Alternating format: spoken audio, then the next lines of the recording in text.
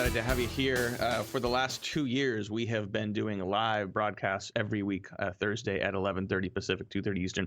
We will continue to do that into the new year, and we are going to be adding more content for our podcast listeners. For those of you that are catching up on our episodes on the iTunes Store and on Google Play, as well as on SalesPipelineRadio.com, we're just doubling down. We're going to add more content, more great speakers and thought leaders in the B2B sales and marketing space. A little bit of shorter format, a little different format, but same Sales Pipeline Radio that hopefully you have come to enjoy and love. And today, I'm very excited to have joining us today on this special edition of Sales Pipeline Radio, Mike Schultz. He is the co-president of the Rain Group and the best-selling author of the book Insight Selling. Mike, thanks so much for joining us today. Thanks for having me, Matt. It's good to be here. Absolutely. So wanted to just talk a little bit about Rain Group, because I know we've known each other for a while. You guys have done a lot of great work in the field in terms of helping companies with their sales strategy. You've been spearheaded a lot of great research, but just give a quick overview of what Rain Group focuses on and what you guys do. Sure. Let's see. Rain Group founded the company in 2002. We are a sales training and performance improvement company, and most of our work is teaching people how to sell. For those of you who are in the world of selling and sales training, we are a major method company and on Selling Power magazine's list of the top 20 sales training companies in the world. We're headquartered in Boston, Massachusetts, and we have offices in Geneva, London, Mumbai, Sydney, Johannesburg, Toronto, and now Bogota. And as for myself, I am less important than all the people that actually find clients, work with clients, and deliver the work. I sit at my desk doing research and writing and thinking and intellectual capital, and I am the director of the Rain Group Center for Sales Research, which is going to be a part of our conversation today. Yeah, very much so. I think, there's so many different angles that we could take based on your expertise and experience. But what really caught my attention a couple weeks ago was this new research that the Center for Sales Research just released around sales prospecting. And I think, what's interesting to me as I look through, and this is not just a couple of people you talk to, like almost 500 buyers, over $4 billion in purchases. So we're talking about some significant rigor that went into the data you pulled and who you pulled it from. And it really started to, what's interesting to me about this research is it's debunking some of what you hear so often in sales these days, that cold calling is dead, that you can only reach people through digital, that buyers don't want to engage with sellers, that I think has cast a bit of a pall on the selling community. And there's plenty of folks in the industry that have said, listen, you still could be proactive. You could still reach buyers. If you come with value, you can still do proactive outreach. And I think the stat that stood out to me just as a starting point is that, your research found 82% of the buyers you surveyed said they still accept meetings from sellers who proactively reach out to them. So maybe cold calling isn't dead. Maybe it isn't. It's a fun article title. It gets a lot of clicks. And I think that there are, when it comes to a lot of these articles that say do this and do that, I think that, one, people do something and it works for them, but they have no idea if something else works better. Two, they have a dog in the hunt, so they're saying don't do this, do that, because it's what I sell. And three, I think some people don't know what they're talking about, so they say things that they think are going to sound popular so they can shine a light on them. When we did this research, we didn't necessarily set out to debunk anything. We just set out to find out what's actually happening. And you see a lot of data from sellers, like I prospected, or we analyzed 3 million emails that went out, or our top performers do this. So we figured, all right, let's actually do that. And we talked to 489 sellers who prospect to find out, from their view what works for them. But what we rarely see, and what I don't find, is conversations with buyers. So we did talk to 489 buyers, actually 488 buyers, and as you noted, they represented $4.2 billion in purchasing power, and they were across 25 industries and from all over the world. And we wanted to know what their experiences were like being sold to all day. Do you take meetings? If you do, what are the things that make you think, wow, this person is worth my time? I think I'm going to give them the 20 minutes. As a matter of fact, how many minutes do you give them was one of the questions that we asked them. So I'm going to give them the 20 minutes. And what makes you think this person is not reaching out to me the right way? There is no way I'm reaching back to them. So we wanted to know what worked and what different from the buyers and the sellers, and it just turned out that the things that we found were they went against the grain of the common conventional wisdom currently going around in the industry. And that was fun, and so we published the results.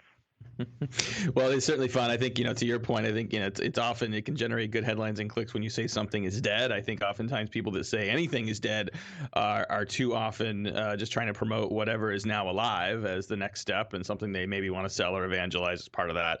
But your research, if you dig into this further, it points out a couple things. This statistically, almost even the buyers that took a meeting when someone connected them over the phone versus email. So it's not like, I think the email was at 58% of buyers, phone was 54%. Statistically, that's pretty close. But still, the majority of sellers also said it takes between 5 and 10 touches to connect with that prospect for the first time. So there's another fallacy here that, if people think cold calling is dead, well, it's always been dead if you call with something that's not valuable to the prospect. It's also always been dead if you call once, don't reach the prospect, and then give up and move on to someone else. That polite, value-added persistence has always been, I would argue, and is still today, the key to getting your prospect on, into that conversation. Yeah, I guess it's the way to say it is the more things change, the more they stay the same. I think it's pretty interesting that there's just a ton of everything should be inbound, no more outbound, it's dead. And the guys from HubSpot were big into making that key point that you can actually make inbound happen, and it's completely new. And if you want to sell a story, you have to have a hero and a villain. So the villain became outbound. Well, now there's a conference called Outbound, just like there's a conference from HubSpot called Inbound. But they're not mutually exclusive. That if one wins, the other one loses. It's more like cooking. Just because you can do molecular gastronomy now and you couldn't do it a few years ago, and just because pressure cookers are safe now and they didn't used to be safe, doesn't mean baking has changed. And I think when it comes to, let's call it prospecting versus cold calling, that long-term value-added touching with a certain amount of skill and gravitas that will get you through to people and then make you credible when you get there. It's more like baking. I mean, Matt, I went to my kitchen last weekend and I looked up a cake recipe and I followed all the directions and I did everything to a T and I put it in the oven and the cake didn't rise. So cakes don't rise. Of course they rise. You just don't know how to bake. So there are a lot of people like, they have an emotional desire. I don't want to prospect. I don't want to cold call. Marketing should do these kinds of things. Sure, I can follow up, but if they don't have, budget authority, need, and time frame, the old school BANT, which I don't agree with either, then I don't even want to talk to them. Well, you can also make no money and fail in sales. But if you want to learn how to bake, there are certainly recipes out there that if you have a little bit of skill and you're willing to put the time in, you can make cakes rise, and you can do it the old style way by reaching out. If we keep peeling back the onion on the research you did, I think it further, enumerates what we've known for a while, that, you can't just call up a prospect and start pitching your services. You have to put that in the context of their business. And, your research found 69% of buyers were influenced to accept a meeting when the sellers shared primary research relevant to the buyer's business. And I think, this is going to make the folks at CEB, Gartner, and the Challenger customer folks particularly happy, because you're basically talking about insights, right? You're talking about coming and bringing some insight to the prospect, potentially challenging their status quo to help them think differently about a problem. And I think that insight, that information, that whether or not I buy from you helps me do my job better, that's quite valuable. And if you target me well, if you customize that message to me as a buyer, even if you're being interruptive, quote unquote, by cold calling or sending me an email that I maybe didn't ask for, if you target me right, that is still valuable. And that is, you can, we talk sometimes about, going from interruptive to irresistible, to make your message and your value something prospects want to hear more about. And I think your research definitely sort of seems to indicate that approach is working, when you ask buyers, not just sellers, but buyers about that. Yeah, sure. It can make the folks at CEB, Gartner, et cetera, happy because it's insight. It also makes me happy since I'm the author of the book Insight Selling. So I didn't necessarily know that was going to come to the top, but it did come to the top.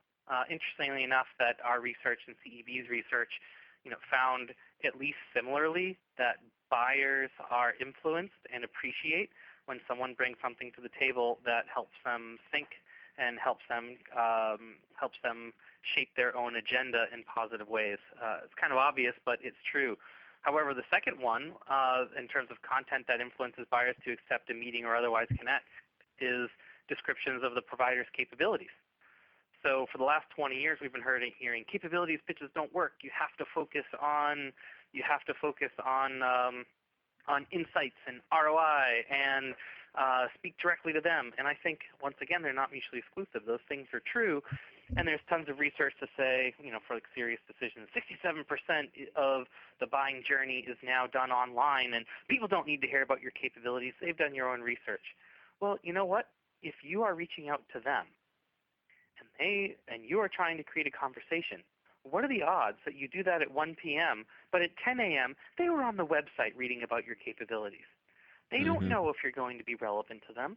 So we found that they want to know, you have to tell me what you do, and if I even have an inkling that that's something that might be inside, my area of concern or my area of influence, then perhaps we can talk about it. But if you're completely heading down the wrong path or I don't know what you do, then I'm less likely to reach back to you. So certainly they're influenced by content, and certainly they're influenced by energy, like content 100% customized to our specific situation was tied for second, along with descriptions of the provider's capabilities for the factors, the content that influences whether a buyer accepts a meeting or otherwise connects. But it's just a little surprising that article after article about they can do their own research, don't talk about what you do. It's like, well, you got to have that in the mix too, or else they can't. Or else you're not giving them a context for why they should talk to you or not.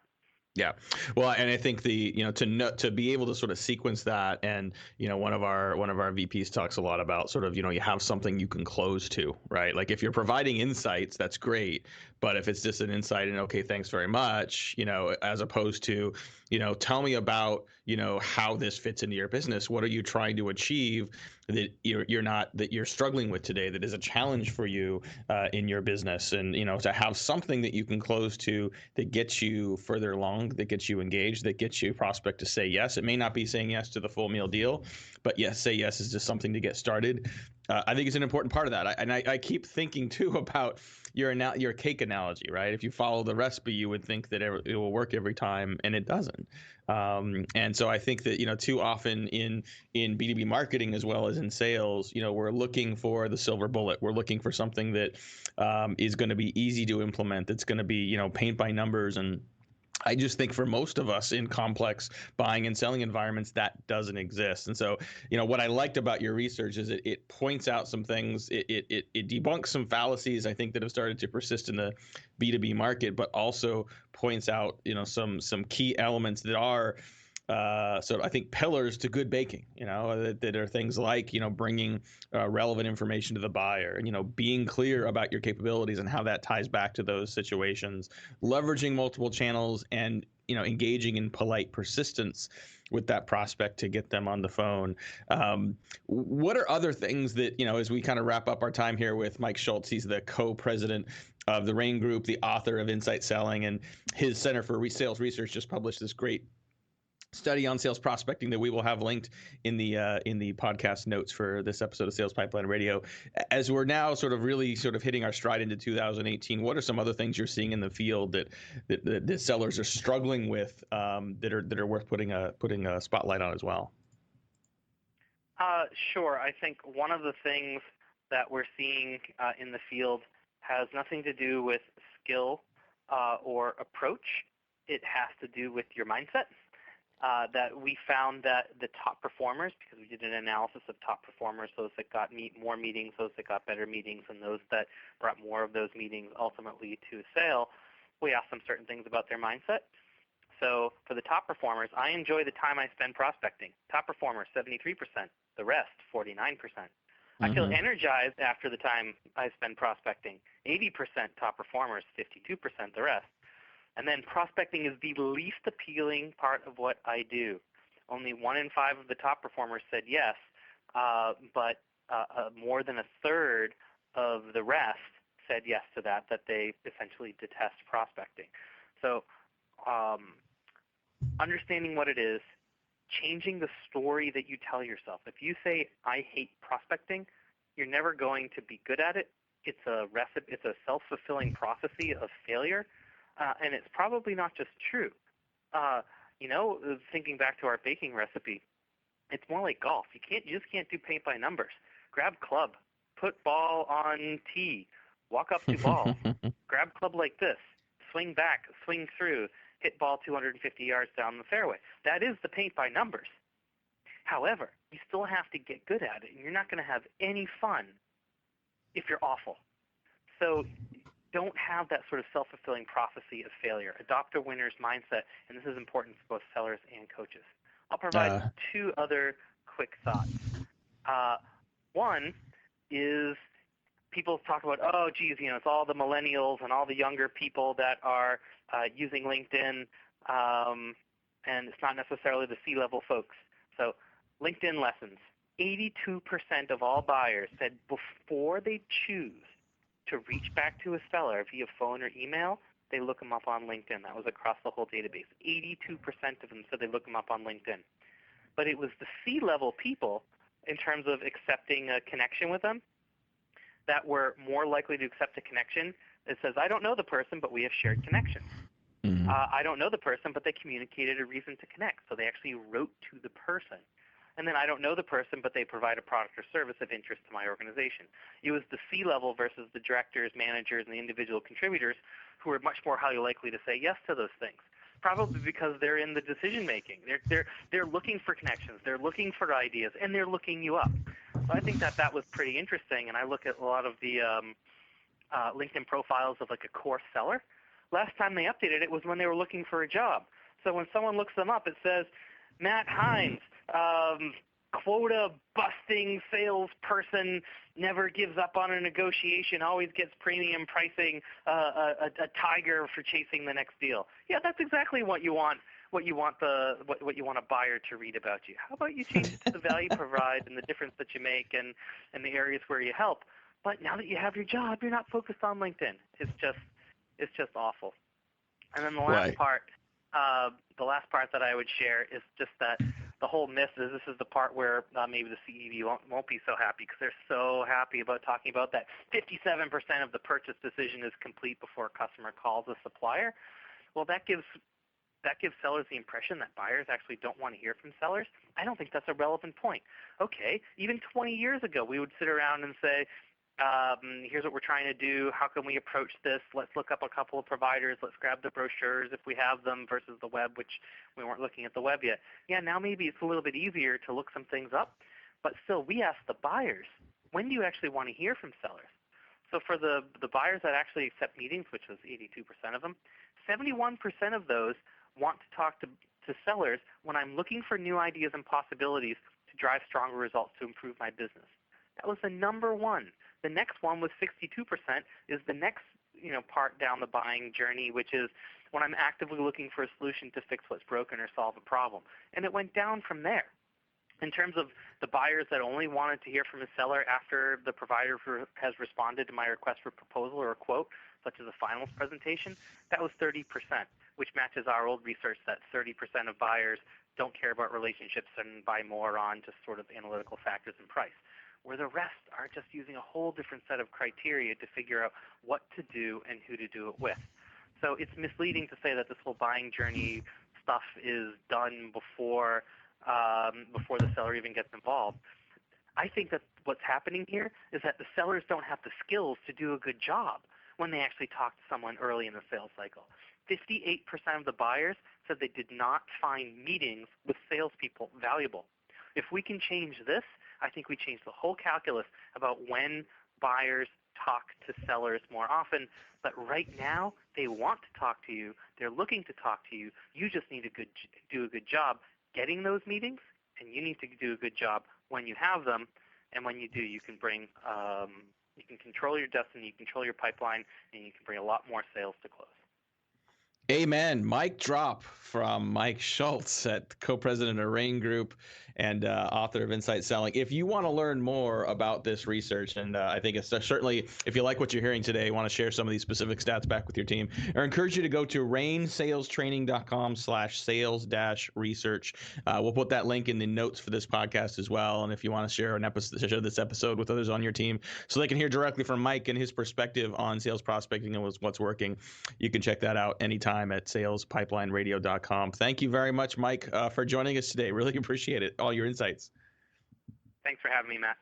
Absolutely. And join us again next time. We've got more guests coming up, B2B sales and marketing leaders. Join us next time. Thanks very much for listening. This is Matt Hines. You've been listening to Sales Pipeline Radio.